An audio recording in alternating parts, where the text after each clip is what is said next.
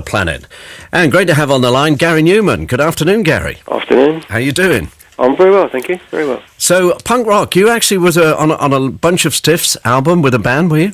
I was on a few. I was in a band called Chilbury Army, which is like a little three-piece punk thing, really. Yeah. But I'm not quite sure whether we ever appeared on any albums or not. But I started the whole punk thing because in those days, you know, everybody was signing punk bands. It was kind of exploding. It just seemed a really good way of getting a foothold, really. So it was a bit of a mercenary move because I wasn't really a massive.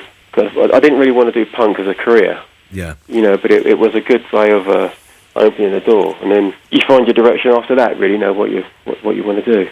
So when did you sort of move from the guitar to the Moog synthesizer? I'd done 2 punk singles at that point, and then the record company put me into a little studio in Cambridge called Spacewood, to do my what should have been my punk album. And when I got to the studio, there was a mini Moog in a control room, which was waiting to be collected, actually. It had been used by the band before. And luckily, they never turned up to collect it. And so I said to the man that owned the studio, you know, would it be all right if I had a go of it until somebody takes it away? And luckily for me, it was left on that sound, which is now quite famous, this big, heavy, bottom-end Moog sound. So, you know, I pressed a key, and the whole room shook, and it was, you know, one of the most powerful things I'd ever heard. And for me, it just changed everything from that moment on. Synthesizers was what I was interested in, so I replaced the guitar parts with synthesizer parts, and, you know, that day, really, because I only had it for that day. Wow. I went back to the record company with this sort of pseudo-punk electronic album, and off we went, really. Then the album after that was #1, and, you know, I was electronic from then on. You have a great deal in common with Mike Oldfield. Really? Yeah, because he was on a show a little while back, and he went into the studio, and they'd left behind, the previous band, some Tubular Bells. Oh, really? Yeah, and he was waiting for the delivery company to come and collect them. Yeah. And they were late, and he discovered them, and sort of that changed his life. It's amazing, isn't it? It is, yeah. It's luck. You know, I don't think there's anybody in the world that's been successful that hasn't had a huge dollop of luck along the way. Now, what's this? Anything, you know? Yeah, no, it's a vital ingredient, along with a real belief in yourself and some good timing too. Yeah, well, yeah. There's an amount of that, I suppose. But I think of myself as being incredibly lucky in those days, not particularly gifted in any way, just really lucky. And what about your Uncle Jess on drums? Yeah, we're lucky to have an uncle that could play drums for a start. And, yeah, lucky that he was pretty good, actually. So it made a big contribution to the sound in those early days. It was a shame for me, actually. When we decided to go professional and got the record contract and so on, he decided that he would stay doing what he was doing before and not come with us. And so we got another drummer at that point, which he helped with.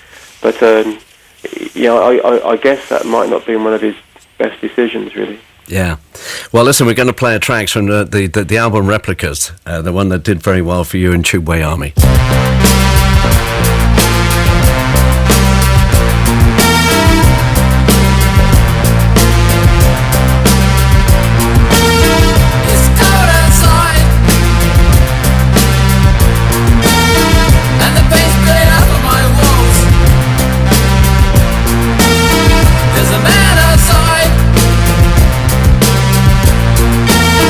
In a long coat grey hat, smoking a cigarette.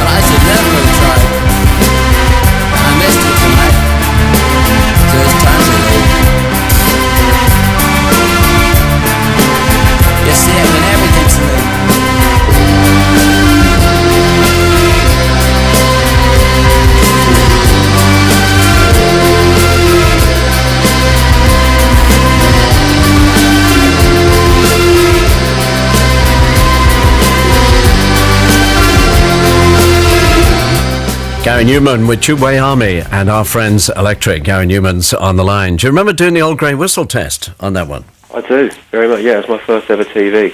And a few minutes, or maybe seconds actually, before we actually went on, one of the cameras was moving around and knocked over some of our speakers, and it was all... Yeah, it was a great experience, but fraught, to be honest, right up to the end. Was it live then? Yeah. So, if I remember, such a long time ago, and I don't remember for sure, but I'm pretty sure it was live, yeah. Because you look very different. You're dressed completely in black and more or less, completely motionless performance. Yeah, it's because I wasn't very good.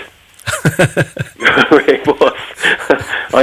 I was so... the press at the time used to say that I was very wooden on stage, and I used to get really offended, but they were true. It was true. I was so self-conscious, and I just wasn't particularly good at kind of expressing things. But then again, the music perhaps didn't really need that kind of thing. But it's changed a lot over the years. With confidence, obviously, things change.